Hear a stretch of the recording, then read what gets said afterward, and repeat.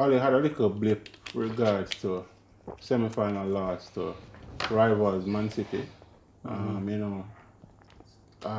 Incidentally on that day, Danny actually reached out to me, and he was asking why Oli insisted on playing, his usual 11, and you could see that somewhat the likes of Bruno and Rashford are tiring out, and you'd expect, okay, yes, it's Carabao is a semi-final, and I guess you want a trophy, but in the long run, you really want to deal with Burnley and then Liverpool, because Premier League is what a big club like Man U would want, especially you're somewhat in the catbird seat. Yeah. You can actually be on top of the league if you deal with those matches. And what I was saying to Danny is that Oli is hearing the outside murmurs, of him not getting it done in big moments, 3 semi-finals last season he lost, and actually in his run, those semi-finals were the worst in terms of performance at teams.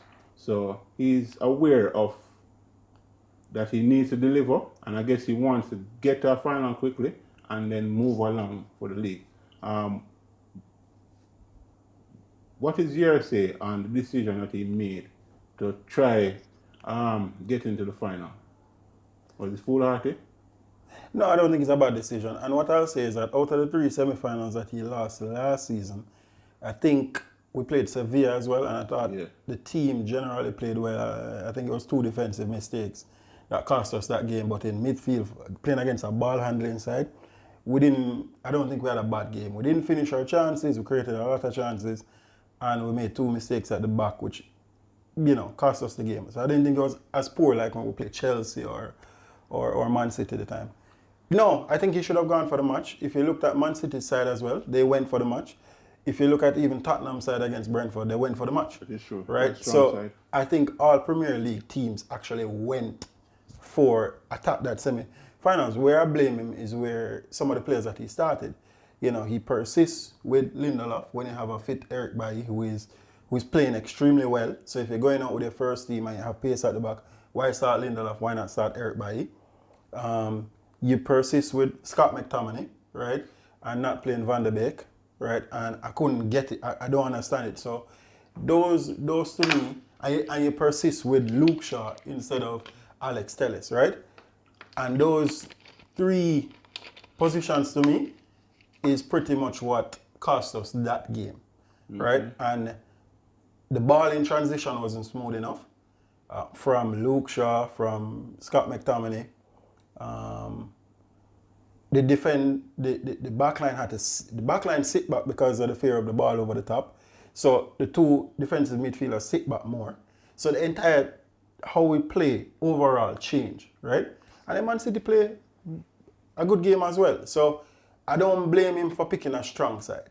What I blame him for is certain players that he selected when he had fit players, because Ole, to me, has some favorites and he needs to get over that. And realistically, right, him winning Carabao Cup is much more realistic than him winning the league. Okay. So if I am Ole, I'm going to go for the Carabao Cup. The talk about the league, yes, it's nice to say, but how realistic is it? You're not sure if you're going to sign anybody in January. You desperately need defenders. How realistic is it to keep this winning momentum? And Man City, people are not noticing, but they have 2 games in hand and they're probably a point behind Manchester United. Yeah.